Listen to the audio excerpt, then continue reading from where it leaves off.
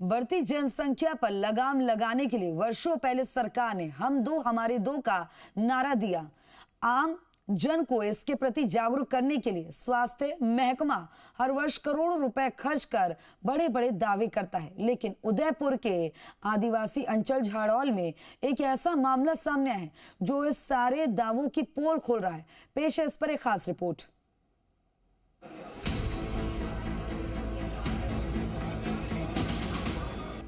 उदयपुर के आदिवासी बाहुल्य झाड़ौल सामुदायिक स्वास्थ्य केंद्र से एक ऐसी तस्वीर सामने आई जिसे देख आप भी चौंक जाएंगे।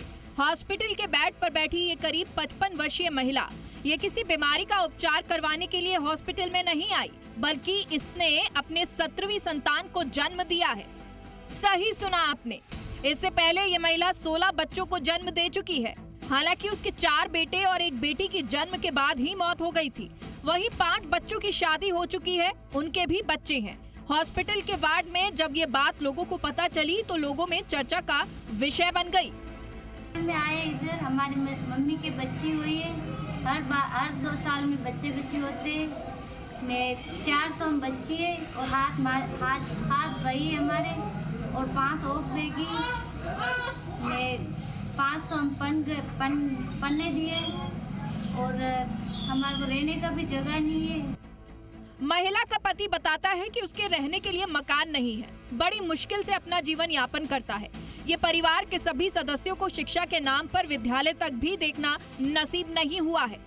55 साल की मेरी उम्र है और मेरे घरवाले की भी 55 साल की उम्र है, जिसमें मेरे 11 बच्चे मौजूद है और 5 ऑफ भी गया है।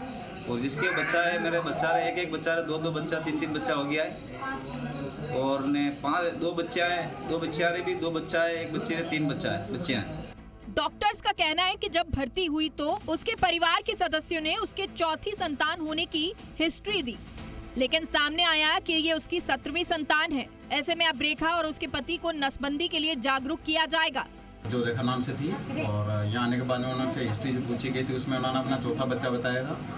हमें कई सूत्रों से पता चला था कि इसके काफ़ी सारे बच्चे भी हैं और कुछ बच्चों की डेथ भी हो चुकी है। आज हमने प्रसूता से बात की है तो जिससे पता चला कि प्रसूता की ये 16वीं डिलीवरी है। 16 बच्चे हो चुके प्रसूता के, जिसमें 7 लड़के हैं, 4 लड़कियां हैं और 5 बच्चों की डेथ हो चुकी है। फिलहाल एक और जहां सरकारें 21वीं सदी में देश को विकसित राष्ट्र की श्रेणी में खड़ा करने को लेकर संकल्प ले रहे हैं, तो वहीं दूसरी ओर आदिवासी अंचल की रहने वाली एक महिला अपनी 17वीं संतान को जन्म दे रही है। अब इसे लेकर सरकारी सिस्टम का फेल्योर कहें या रेखा और कवरा जैसे अशिक्षित होना, जो भी हो, एक बात तो साफ है कि जब तक देश के आदिवासी इलाकों और गाँव का विकास नहीं होता, हम आंकड़ों में भले ही विकसित हो जाएं, लेकिन धरातल की तस्वीर नहीं बदलेगी।